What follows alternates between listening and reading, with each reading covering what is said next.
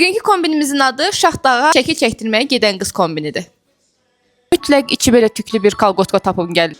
Üstümə belə bir tayt geydim. Islanmırlar və çox rahat olurlar. Soyuqdan qorunmaq üçün bu koftamı geyinirəm. Üstünə geyinməyə davam edirik. Baxın burada kim var?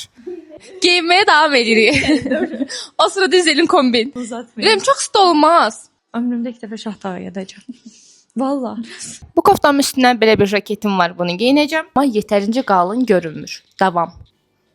Corablarım. Bugünkü kombinimin star parçası düşünürəm ki, bunlardır. İstedadlıdır, çox zövqlüdür. Fərqlidir. Baxın biz evdən ancaq kürklə dəyişik. Bəli. Bir gün evdə kürk geyinməsə günümüz keçmir. Qanımız it qanına dönür, hə? Wow. Bunu geyinim. Üstünə istəyirəm ki, bunu taxım. Firdevs Yöreoğlu. Buna baxın. Which one? Bu. Güzel. Bunu seçdi. Gəlin sizə kombinimi və mənzərəmi göstərim. Kombinim necədir? İndi sizə bir sualım var. Mən yoxsa mənzərə? Rəylərdə yazın.